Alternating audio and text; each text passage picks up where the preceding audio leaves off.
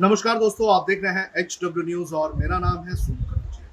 मोदी सरकार 2.0 के आज एक साल पूरे हो चुके हैं। पिछले साल आज से ही मोदी सरकार का दूसरा कार्यकाल शुरू हुआ था। अगर बात करें साल 2014 की, जब नरेंद्र मोदी पहली बार प्रधानमंत्री बने थे, तो उनका जो पहले कार्यकाल का पहला साल था और दूसरे कार्यकाल का ये जो पहला साल है, इसमें काफी ज्यादा अंतर रहा है। क्योंकि दूसरे कार्यकाल का ये जो पहला साल है, ये काफी हंगामे वाला रहा है। मोदी सरकार की अगर बात करें तो पिछले एक साल में मोदी सरकार ने जो अपना कोर एजेंडा था, बीजेपी का जो कोर एजेंडा था, उसे लगभग पूरा किया है। बड़े बड़े फैसले लिए हैं जिससे देश का भी भला होगा और जिससे बीजेपी का भी भला होगा। तो ऐसे कई सारे फैसले लिए हैं, जिसमें आर्टिकल 370 को जम्मू कश्मीर से हटाना, इसके अलावा 35A को हटाना, जम्मू कश्मीर को यूनियन टेरिटरी बनाना, लद्दाख को यूनियन टेरिटरी बनाना, राम मंदिर पर जो है फैसला आ चुका है, ट्रिपल तलाक को लेकर जो है फैसला आ चुका है। इसके अलावा अगर बात करें तो सीए में भी बदलाव किए गए हैं। तो बीजेपी का जो कोर एजेंडा था उसे लगभग बीजेपी ने पूरा कर लिया। बीजेपी ने क्या क्या अचीव किए हैं इसके बारे में तो कई सारे न्यूज चैनल्स हैं, वो बताएंगे। लेकिन आज हम बात करेंगे पिछले एक साल में क्या क्या फेलियर हुए हैं इस सरकार के। जिस तरह से प्रधानमंत्री नरेंद्र मोदी कहते हैं ना कि कंस्ट्रक्टिव क्रिटिसिज्म जो है वो डेमोक्रेसी के लिए काफी ज्यादा इंपॉर्टेंट होता है। तो आज हम कंस्ट्रक्टिव क्रिटिसिज्म ही करेंगे ताकि हमारी डेमोक्रेसी और भी मजबूत हो। चलिए सबसे पहले बात करते हैं देश की अर्थव्यवस्था की। आपको बता दें कि देश की अर्थव्यवस्था जो है वो लगातार जो है नीचे खसकती जा रही है। 5 ट्रिलियन के इकोनॉमी की बात तो कही गई है, लेकिन उस दिशा में सरकार के कदम जो है आगे बढ़ते हुए नहीं नजर आ रहे हैं। साथ ही साथ अगर देखा जाए तो छोटे जो उद्योग हैं वो लगातार जो है वो बंद होते जा रहे हैं, या फिर उनकी स्थिति जो है वो खराब होती जा रही है। सरकार की तरफ से जो कदम उठाए जा रहे हैं वो पर्याप्त साबित नहीं हो पा रहे हैं। वहीं आपको बता दें कि शुक्रवार की देर शाम जो है एनएसओ ने जो है देश की जो जीडीपी है उसके आंकड़े रिलीज किए। ये आंकड़े जो है काफी चिंताजनक है। साल 2019-20 के आखिरी तिमाही के जो आंकड़े सामने आए हैं उसके मुताबिक देश की जो जीडीपी है वो अब 3.1 रह गई है, यानी कि 5.7 से जो ये आंकड़ा है ये अब नीचे गिर चुका है। वहीं अगर बात करें साल 2018 और 19 में, तो उस साल की अगर देश की जीडीपी की बात करें तो देश की जीडीपी जो थी वो लगभग 6.1 थी। और अब जो उम्मीद बताई जा रही है कि पूरे साल 2019-20 की, तो हमारी जो जीडीपी है वो महज 4.1 के आसपास रह सकती है। तो इसका मतलब ये है कि देश की जो अर्थव्यवस्था है वो लगातार जो है वो कमजोर हो रही है। महंगाई बढ़ती जा रही है और नौकरियां घटती जा रही है। पिछले कुछ वक्त में हमने देखा कि देश में जो महंगाई का दर है वो लगातार बढ़ते जा रहा है। मार्च 2019 की अगर बात करें तो खाद्य पदार्थों के जो महंगाई दर था वो लगभग 0.30% था, लेकिन दिसंबर 2019 में अगर बात करें तो ये आंकड़ा लगभग 14% तक जा पहुंचा। साल 2013 के बाद ये सबसे बड़ा आंकड़ा रहा है खाद्य पदार्थों की महंगाई दर का। वहीं अगर खुदरा महंगाई दर की अगर बात करें तो साल 2019 में जो ये आंकड़ा था ये लगभग 2.8% था, लेकिन अब ये लगभग 5% से भी ज्यादा बढ़ चुका है।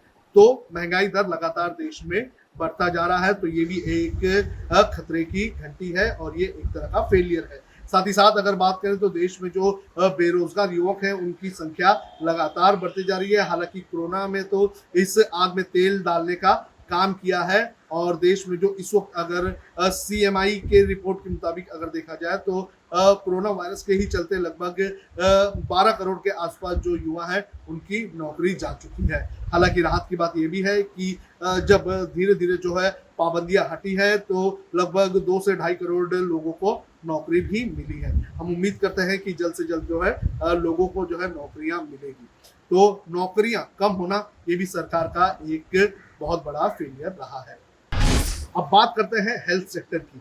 हेल्थ सेक्टर की अगर बात करें तो ये हमेशा से ही हमारा एक कमजोर सेक्टर रहा है। हमारे देश में आज भी कई सारी सरकारें आई हैं, उन्होंने कभी भी हेल्थ सेक्टर पर ज्यादा ध्यान नहीं दिया है।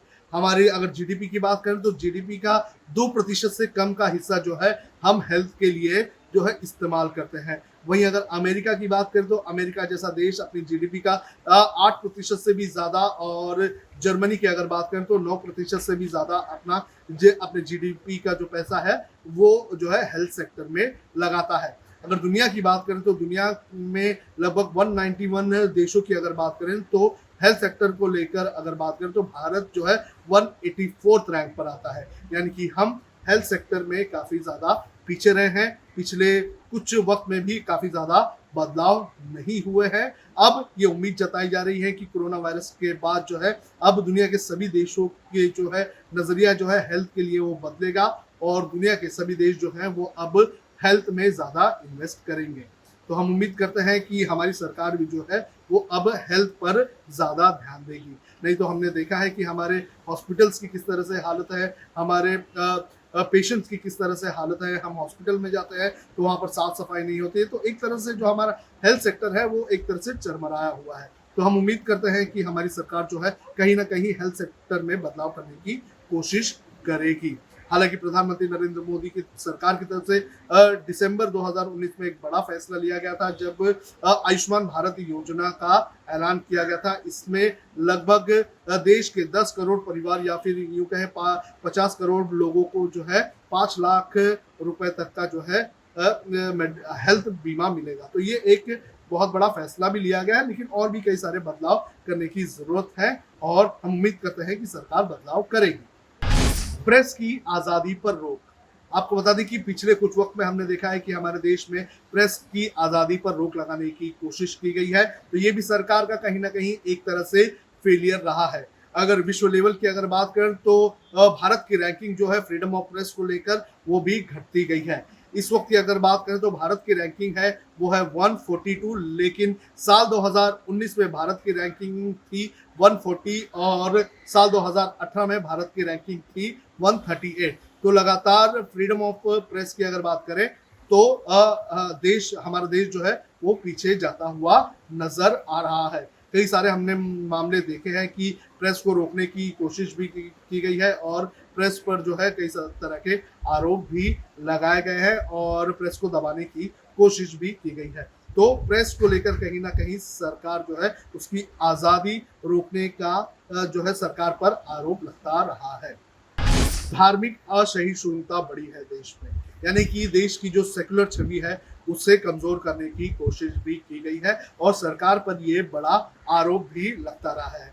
अमेरिका की एक संस्था है जिसका नाम है USCIRF, इसने जो है भारत को उन देशों की कैटेगरी में डाला था जिसके अंदर चिंता करने वाली स्थिति है, यानी कि माइनॉरिटीज को लेकर यहाँ पर अत्याचार होते हैं, ऐसे सूची वाले देशों में भारत को डाला था। तो कहीं ना कहीं भारत में जो है धार्मिक असहिष्णुता जो है पिछले कुछ वक्त में काफ़ी बड़े पैमाने पर जो है बढ़ी हुई है, और इसी के चलते जो है देश की सेकुलर छवि है वो भी लगातार खराब हो रही है। अंतर्राष्ट्रीय स्तर पर अगर बात करें तो भारत को जो है अब माइनॉरिटीज पर होने वाले अत्याचारों को लेकर जो है वो कई बार सामना भी करना पड़ा है। तो ये भारत के लिए और केंद्र सरकार के लिए और मोदी सरकार के लिए एक तरह का फेलियर रहा है, क्योंकि हमारे देश की छवि की अगर बात करें तो हमारा देश हमेशा से ही सेकुलर छवि वाला देश रहा है। लेकिन पिछले कुछ वक्त में हमने देखा कि मॉब लिंचिंग जैसी घटना जो है वो लगातार बढ़ती गई है, और साल 2005 से लेकर 2019 तक की अगर बात करें तो एक संस्था की रिपोर्ट के मुताबिक लगभग मॉब लिंचिंग में 50 लोगों की जान जा चुकी है, और लगभग 250 से भी ज़्यादा लोग घायल हुए हैं। तो असहिष्णुता धर्म के नाम पर काफ़ी ज़्यादा बढ़ती हुई नजर आ रही है। हमने कुछ वक्त पहले ये भी देखा था कि कई सारे बीजेपी के ऐसे नेता हैं जो ये खुलेआम ऐलान कर रहे थे कि मुसलमानों से जो है आप व्यापार करना बंद करें। तो ये भी एक तरह का फेलियर है केंद्र सरकार का। हमें लगता है कि केंद्र सरकार को इस पर एक कदम उठाना चाहिए ताकि ऐसी चीज़ों को रोका जा सके। हालांकि हो सकता है कि प्रधानमंत्री नरेंद्र मोदी को पता नहीं होगा, और ना तो उन्होंने आदेश दिए होंगे। ये जो छुटभैया नेता हैं ये अपने आप में ही जो है वो इस तरह के जो है आदेश देते हैं, इस तरह के सोशल मीडिया पर बयान देते हैं, जिससे देश की सेकुलर छवि खराब होती है। सीएए को लेकर हो रहे प्रोटेस्ट को सही तरीके से खत्म नहीं कर पाई सरकार, ये भी एक सरकार का फेलियर का बहुत बड़ा एग्जाम्पल है। कहा यह भी जा रहा है कि अगर कोरोना वायरस नहीं होता तो शायद जो सीए को लेकर देश में बड़े पैमाने पर प्रोटेस्ट चल रहा था वो प्रोटेस्ट भी खत्म नहीं होता। आपको बता दें कि सीए के बाद देश में बड़े पैमाने पर प्रोटेस्ट हुए थे। इतना ही नहीं, जो हिंसा थी वो भी फैल गई थी। बीजेपी के कई नेताओं पर जो है वो हिंसा भड़काने के आरोप भी लगे थे और पुलिस पर भी जो है वो दंगाइयों के साथ मिलकर जो है लोगों पर हमला करने की बातें सामने आई थी। तो कहीं ना कहीं जो सीए को लेकर प्रोटेस्ट खत्म करने की कोशिश जो है वो सरकार की नाकाम रही है और यही कारण है कि देश में पिछले कुछ वक्त में बड़ा दंगा हमें देखने मिला है। पड़ोसी मुल्क नेपाल से रिश्ते हमारे खराब हुए हैं। आपको बता दें कि पाकिस्तान से तो हमारे रिश्ते खराब ही थे, वहीं चाइना की अगर बात करें तो चाइना से भी हमारे कुछ रिश्ते अच्छे नहीं थे, लेकिन नेपाल एक लौता ऐसा देश था जिससे हमारे रिश्ते जो है वो काफ़ी अच्छे हुआ करते थे। लेकिन पिछले कुछ वक्त में हमने देखा है कि ये रिश्ते जो है वो लगातार खराब होते जा रहे हैं। हालांकि इसका एक बहुत बड़ा कारण जो है वो नेपाल की जो नई कम्युनिस्ट सरकार जो है वो भी है और कहीं ना कहीं भारत जो है नेपाल से जो है अपने रिश्ते सही तरीके से जो है नहीं रख सका है। तो ये भी कहीं ना कहीं एक तरह का डिप्लोमेटिक फेलियर ज़रूर है। नेपाल की अगर बात करें तो नेपाल और हमारे देश की संस्कृति जो है वो काफ़ी हद तक मिलती है और दोनों देश हमेशा से ही एक दूसरे के साथ रहते थे। लेकिन पिछले कुछ वक्त में हमने देखा है कि नेपाल जो है वो हमें आग दिखाने की कोशिश कर रहा है। तो कहीं ना कहीं नेपाल से रिश्ते हमारे खराब हुए हैं और इसके लिए सरकार की एक तरह की नाकामी भी इसकी एक वजह ज़रूर है। सोशल मीडिया पर नफरत बढ़ती जा रही है। पिछले कुछ वक्त में हमने देखा है कि सोशल मीडिया का जिसका इस्तेमाल जो है लोगों से कम्युनिकेट और जो है कम्युनिकेशन करने के लिए करना चाहिए था, लेकिन अब जो है सोशल मीडिया को नफरत फैलाने का हथियार की तरह इस्तेमाल किया जा रहा है। मैं खुद फैक्ट चेक के कई सारे एपिसोड कर चुका हूं और मैंने खुद पाया है कि सोशल मीडिया पर लगातार जो है फेक न्यूज़ बढ़ती जा रही है। जो एग्रेसिव जो है स्पीच और एग्रेसिव पोस्ट लिखे जाते हैं, एक दूसरे के धर्म पर जो है आरोप लगाए जाते हैं और झूठी अफवाहें फैलाई जाती है। तो पिछले कुछ वक्त से सोशल मीडिया पर जो नफरत है वो बड़े पैमाने पर फैलती गई है और सरकार इन्हें रोकने में कामयाब नहीं हुई है। तो सोशल मीडिया पर जिस तरह से नफरत फैल रही है उसके लिए कहीं ना कहीं सरकार जो है वो सरकार की नाकामी है और वो सोशल मीडिया की कंपनी जो इन सोशल मीडिया प्लेटफॉर्म्स को चलाते हैं वो भी कहीं ना कहीं इसे रोकने के लिए जो है फेल होते हुए नजर आ रहे हैं। संस्थानों की स्वायत्तता कम करने की कोशिश की गई है। पिछले कुछ वक्त से केंद्र सरकार पर यह आरोप लगा है कि देश के जो इंडिपेंडेंट इंस्टीट्यूशंस हैं उसे कमजोर करने की कोशिश केंद्र सरकार की तरफ से की गई है।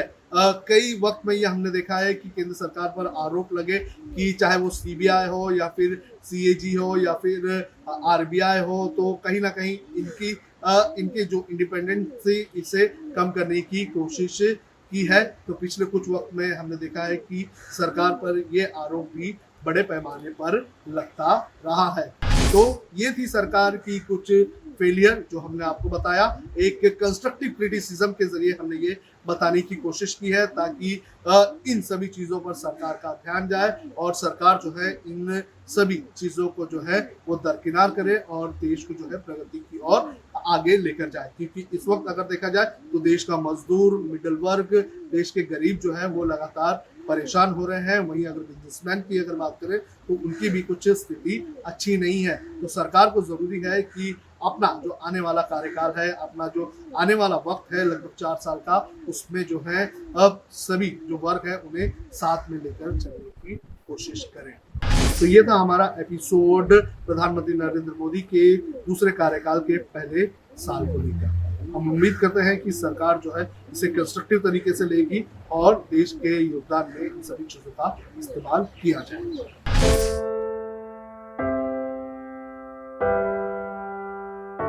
हमारे घरों में भी बच्चे होते हैं जो हमसे प्यार दुलार की आस करते हैं। हमारा भी जीवन साथी है जिसको हमारे ड्यूटी से घर आने का इंतजार होता है। हमारे घर में भी एक बूढ़ी माँ है जिनके लिए आज भी हम ही आंखों के तारे हैं। लेकिन हम हमारे घरों में नहीं हैं। आपकी सुरक्षा में कोई कसर न रहे, इसलिए हम अपने प्रियजनों से दूर है। हम में से ही कुछ तो अब इतने दूर जा चुके हैं कि वो वापस अपने घरों को लौट भी नहीं पाएंगे। हमें गर्व है कि हमारे कंधों पे मुंबई शहर के नागरिकों की सुरक्षा की जिम्मेदारी है। हमारे जज्बे और बलिदान को व्यर्थ न जाने दे। इस संकट के समय में आप घर पे रहे, सुरक्षित रहे।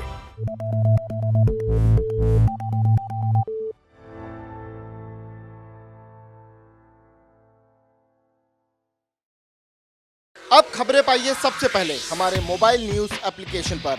एंड्रॉइड या iOS प्लेटफॉर्म पर जाइए, HW न्यूज नेटवर्क को सर्च कीजिए, डाउनलोड कीजिए और अपनी सुविधानुसार भाषा का चयन कीजिए।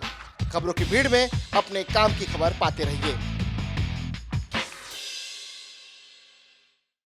अगर आपको हमारा ये वीडियो पसंद आया है तो आप इसे शेयर करें, फेसबुक पर हमारे पेज को लाइक करें, ट्विटर पर हमें फॉलो करें, यूट्यूब पर ज़रूर सब्सक्राइब करें ताकि आपको हमारे हर खबर की अपडेट मिलती रहे।